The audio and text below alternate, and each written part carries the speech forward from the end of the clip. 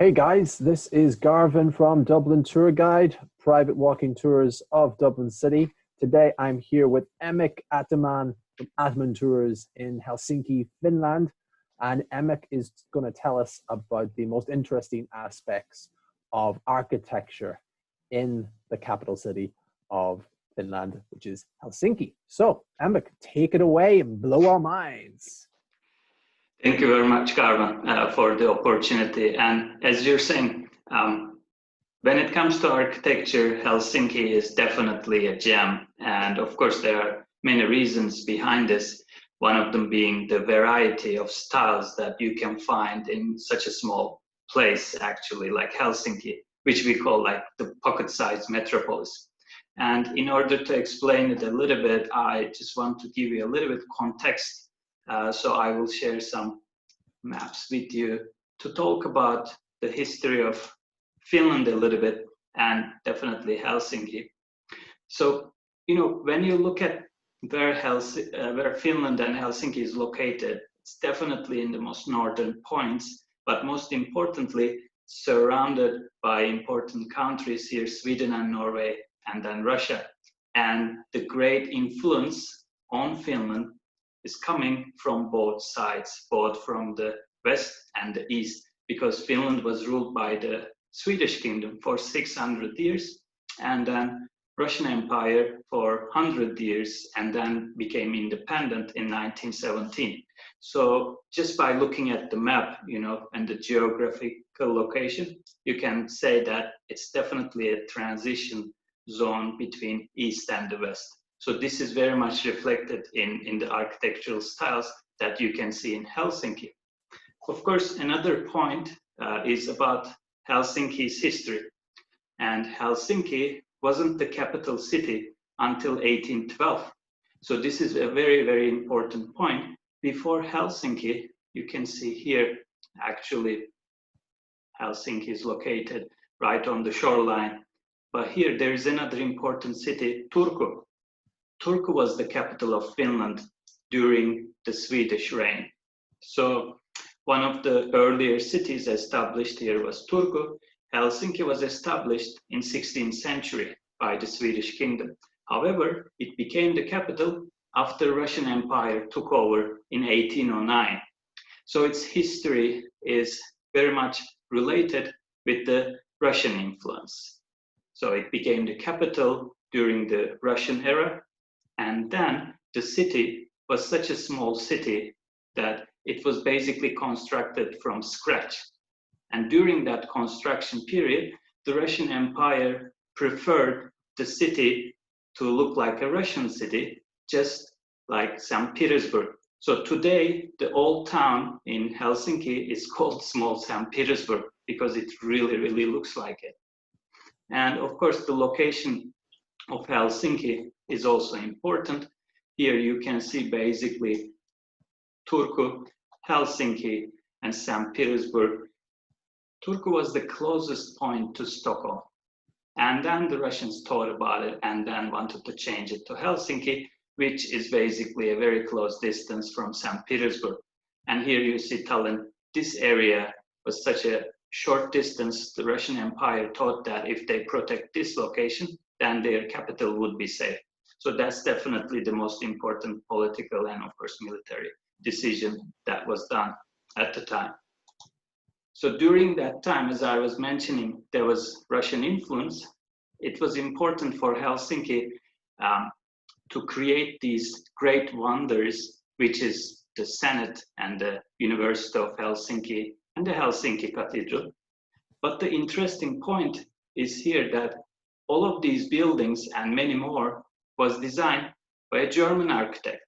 It wasn't a Russian or a Swedish or a Finnish architect.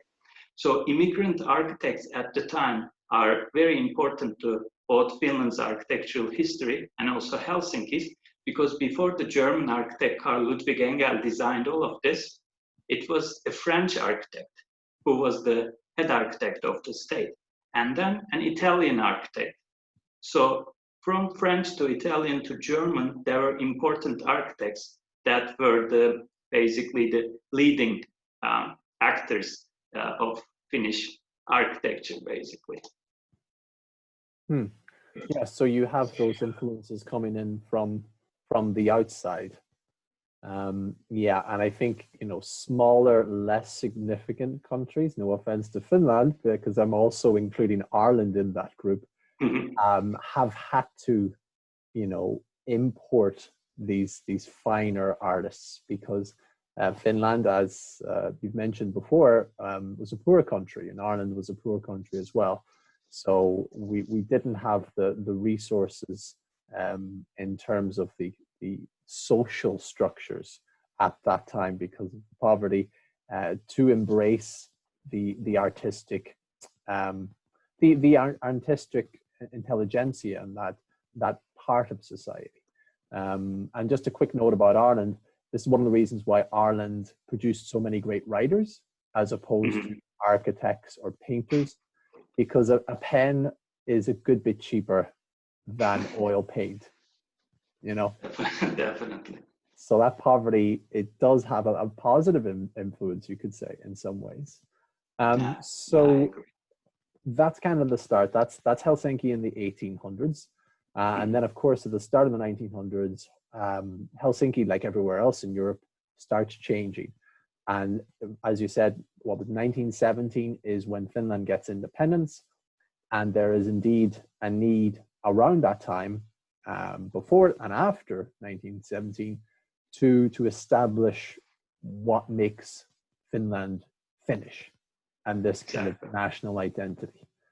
So there is a push towards something that's a bit more secular, a bit more parochial, a bit more local, a bit more Finnish, and a bit less, you know, international or non-specific to a place, non-endemic, right?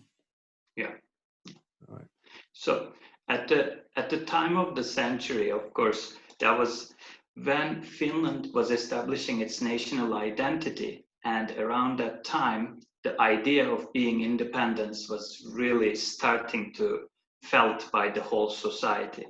And at the coming to the turn of the century, there was also oppression coming from Russian Empire, which created an impact on the society that everybody literally came under one idea, and that was independence. And this was reflected in many different fields and in many different ways. So one important aspect of it was definitely architecture, just like music and sculpture and theater plays and everything else.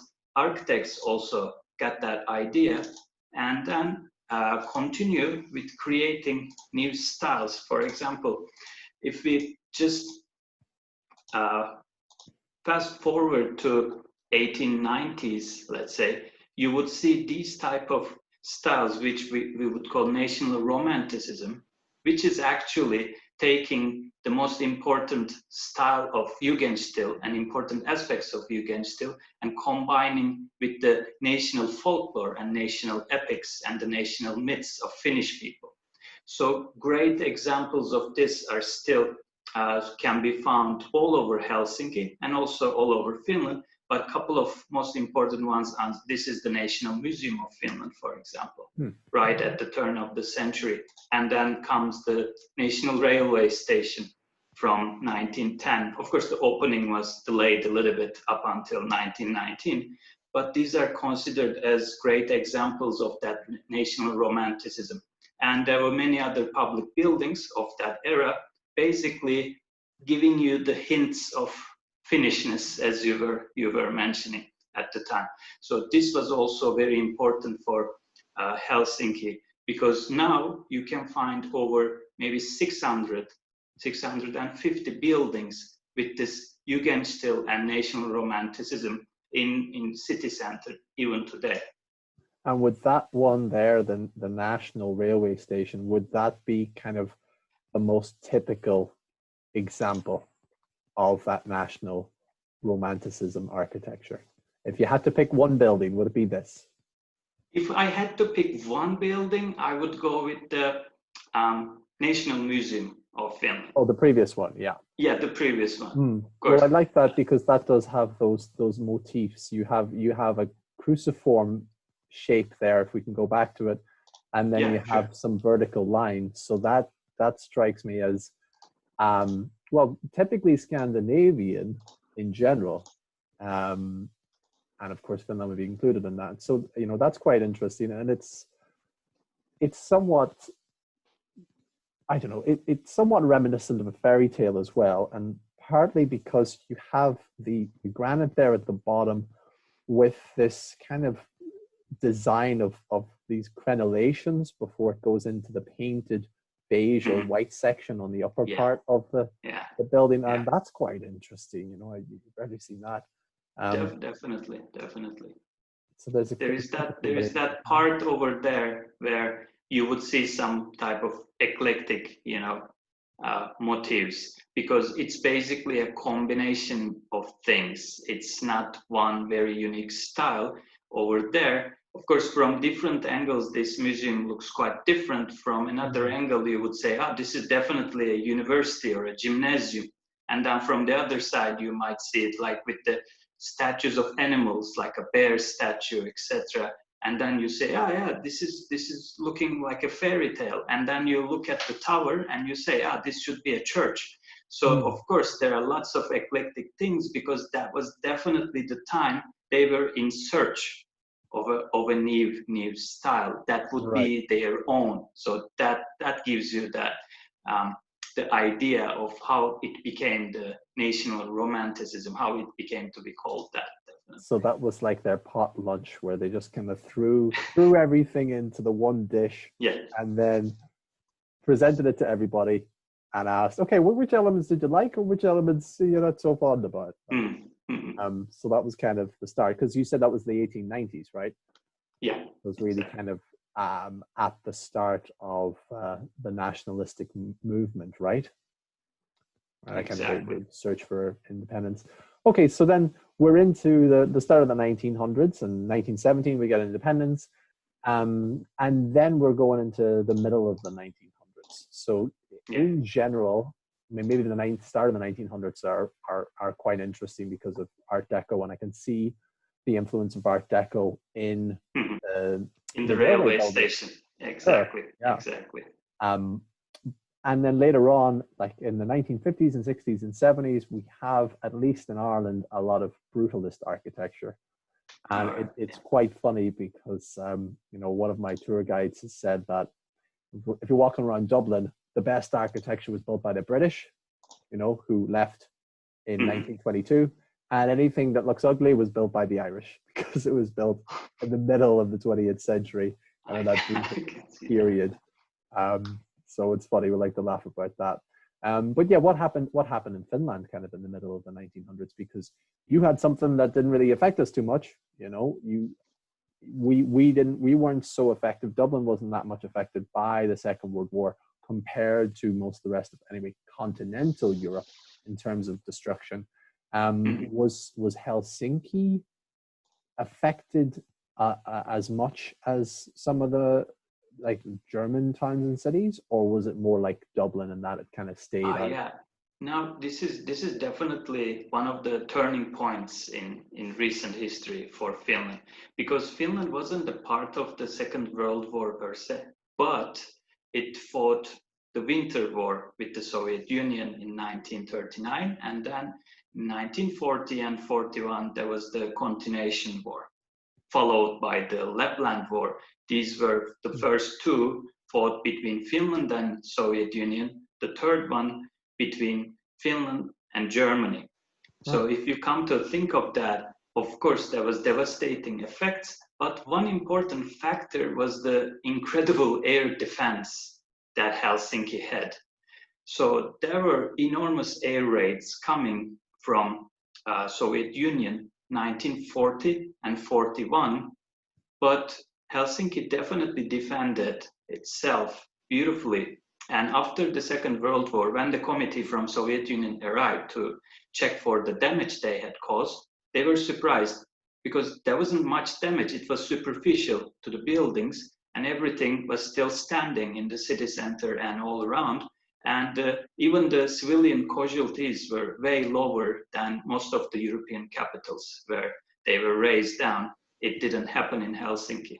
So that's one important aspect, that how all these, for example, that functionalist styles of 1930s and 40s just lived alone, as well as the architectural styles coming from 1870s and 80s, 90s. All of those buildings are just still intact, and many of them are actually used according to their original purposes. So that's one important aspect of Helsinki. Great. Could we see? Do you have some examples of those buildings from that? Yeah, for example, I can. Yeah, definitely. I can go with this beautiful Olympic Stadium, which was constructed. Yeah, definitely a wow effect here. This was so new. yeah. Yeah, it was constructed in 1930s because Helsinki was going to be the host for the Olympics in 1940. Finland was really coming to the world stage and it was showing its newfound power. However, because of the Second World War, the Olympics was cancelled. So buildings like this, the Olympic Stadium, and then, for example, the Slasi Palazzi, a beautiful center for, the shops and boutiques and galleries, museums and cinemas, etc. They were all built for the Olympics, but wasn't used until 1952. In 1952, Helsinki was the host. But importantly, all of these buildings just survived the Second World War, which is a very important point, definitely. Mm-hmm. Yeah, we had, funnily enough, Ireland was vying for the Olympics in orbit in the 1930s because it was seen as, okay, you're a nation that can stand on your own 2 feet now. The next thing is to suggest that you're on the same level, culturally and in terms of infrastructure with the rest of Europe. Unfortunately, our bid was not successful and we have yet to host the Olympics. We'll keep trying. But it looks like that building could still be fit for purpose nowadays, right? Exactly. And the thing is this, there was this renovation that was continuing for more than 2 years, actually. And now the Olympic Stadium is opened again. And now it's going to be used again for different purposes, all different types of games, etc. So it definitely looks like new because of the great renovation skills the Finns have. All of these public buildings, even the residential buildings, are always renovated according to their originals. So that's definitely one way to keep all the beautiful styles of architecture intact for our children and their children's children. And the other important point here is that, of course, renovation is important, but mostly announcing that these important examples are architectural heritage sites also. So they are protected with the law. It's not just the renovations, but also the law protects these great examples. Because of that, all these buildings are safe. In recognition of their architectural merit. Exactly. Yeah. Exactly. So that's very interesting. So, you have Helsinki that starts off Swedish somewhat, if you could say it, and then becomes quite Russian, and then starts eking out and carving out its own Finnish identity. So obviously, if you were to look at Finland or go to Helsinki in 1900, you'd feel like you were in mini St. Petersburg. If you were to go to Finland in let's say 1950, would that still be the case, Emek, as compared to say nowadays, where one might say that, okay, no, it's more recognizably Finnish than Russian? Yeah, so this is a good question. What I would say is this: when I'm taking my guests through Helsinki, I also talk about this point, and I say, look, we will start with the old town, for example, and you will really feel like, this looks like St. Petersburg, and you're right, with all of that neoclassical architecture, definitely the defining character. And then we will just walk 1 kilometer, and suddenly you can say that, this really looks like Stockholm, because then you come to 1880s, 1890s, and then you will start walking maybe less than a kilometer, away, you will start feeling, now this is different. This doesn't look like Stockholm or Copenhagen anymore. And then it starts to really look like Helsinki, because then you will see those beautiful Jugend houses with national romantic influences, and then that transition period between that with the railway station, for example. Then you will walk another kilometer, come to the modern center, let's call it, surrounded by public buildings. And I can also give you some examples here, just like this great Finlandia Hall by Alvarado, or if we continue with this beautiful new central library OD, then you will say, this is the, the mark that the Finnish architects So you put said it on this very well there. great When you're urban places, when you're exploring Helsinki, it really, it doesn't all just mesh into one. What you see are, you could walk through the history. You can see the Russian foundations, and then the Swedish influence, and then the Finnish national identity kind of manifesting itself in the architecture. So that gives me a good image of what it's like to actually go around Helsinki. Yeah, and that last building you showed is fantastic. Could you tell us a little bit about that, the National Library? Of course.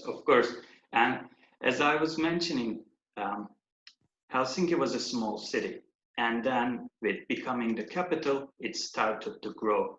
And this was a slow growth, and the city was expanding as it's on the shoreline.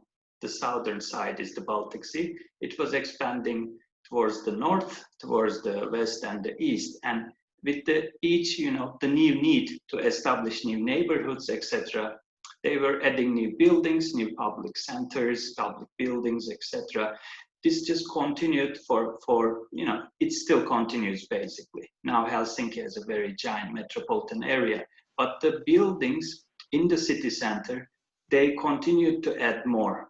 Whenever there was this new need for other public buildings, there was these new additions. But in time, as architectural styles were changing, all these new buildings also had new characters. So this last one is basically opened in 2018. It's one of the newest additions here. And, Helsinki is a city known also for its libraries, more than 50 public libraries in the city. And this is the new central library. This was designed by Finnish architects also.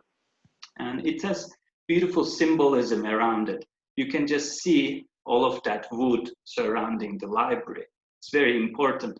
Finland is a forest country, so wood was the real element that was used everywhere in Finland. And you can see here from this corner, it also looks like that the nose of the ship, and ship making basically saved Finland during just after the Second World War. And they paid their debt by selling the largest cruises and the ships to different parts of the world and paying their war reparations to the Soviet Union. And over there, let me just share one more picture from here. You can see that this is inside the OD library. Look at the ceiling, that white rolling hills. That's Finnish landscape. This is a country that doesn't have mountains. So what you have is these rolling hills from Helsinki to Lapland covered in snow.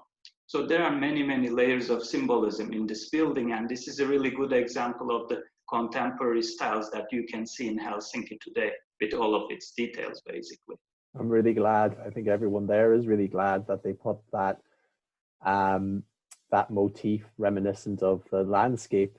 They put it on the ceiling rather than the floor. Yeah. I think a lot of people would fall into those holes, those little burrows. Yeah, so you can see a lot in that building, right? And even inside you have some trees as well, just because they're never too far away from the snow, right? Exactly. Those are live, yeah. And could you just go back to the previous picture, because I think that's a fantastic shot outside the library. Yeah, that's this is the entrance to the left. Here you can see. Of course, there are other entrances around the library also, but definitely a beautiful shot here. Yeah. Yeah, that's brilliant, and I think that you're explaining the history there of the building as well, and how that when Finnish people walk by it, obviously if they know the symbolism, it means a lot more to them than just, oh, that's a cool building. Look at the curves and look at the straight lines there. That's interesting. So, I mean, it really connects with the people. And it's great that you, giving private tours, are able to do that for your guests, where you explain to them, hey, here's an interesting building and, you know, here's some facts about it. But more than that, here's why it's important. And I think as tour guides, a lot of people, a lot of tourists, a lot of travelers don't realize that it's the interpretation skills that we bring that are probably the most valuable part of our role as tour guides, to really get you to see Helsinki as a citizen, as a Finnish person would see it and how they would feel it. So I think maybe this is a good time to kind of close up, but I'll just tell people a little bit more about you and your services. So you've been guiding since 2017, and you are the highest rated tour experience on TripAdvisor. Well done, congratulations. Thank you very much. PhD in urban studies, and so you're qualified as a city planner, hence the interest in these public buildings and architecture in general. And yeah, do you want to tell us a little bit more about your company and what kind of tours you do and where people can find you? Sure. So as you mentioned, I've been creating these tours and mostly focusing on, you know, private tours since 2017. And I believe that is really the best way to capture the reality of a city, because each one of us has different interests and different preferences. And when we're in a group of, you know, 6 or 8 or 10 people, sometimes it can become a little bit difficult to really make everyone happy about the tour. And what I want is that people ask questions about politics, about education system, about the economics, about the architecture, about the planning, and about, you know, culture, and what does a Finn do? And then you can get the real answers, correct answers to that according to what you're asking. And you will of course dictate the route and you know, the pace when you're on a private tour. That's basically why I do these private tours. And I've been doing this with my company. People can easily, you know, reach out to me. It's www.atamantours.com, and they can select a variety of tours from my website and book a tour for themselves there. Great, yeah, and we'll have a link to that in the description. Definitely. Perfect. Okay, Emek, well, this was a great chat, and of course, we wish we could stay and chat for a couple more hours. But I'm hopeful that we'll be able to do a few more videos about Helsinki in particular, and then just Finnish culture in general. That'd be brilliant, and I think a lot of people will enjoy that. So I want to thank everybody for watching. I hope you enjoyed this. If you have any suggestions or comments, leave them down in the comment section below. And we'll have the links there in the description. And the final word I'll leave to Emek. So Emek, is there anything else you'd like to say before you say goodbye? Yeah, I would like to tell people that, you know, of course we have mentioned mostly the details about architecture, but Helsinki is a city that offers a lot. This is basically the most important cosmopolitan area and the beautiful metropolitan area in Finland. So there is so much to basically discover all around Helsinki. And whenever people think like they want to have this best Christmas gift for their friends and families and colleagues, Helsinki is the place to go. Brilliant, because then the parents, the young family can go, and the parents can get satiated by a tour with you, and then the kids can be rewarded for, you know, giving the parents a bit of slack there by going up north to Lapland, where Santa Claus actually lives. You're right, definitely. You're right. All right, Emek, great chatting to you, and I'll talk to you soon. Take care. Thank you very much, Garvan. Take care.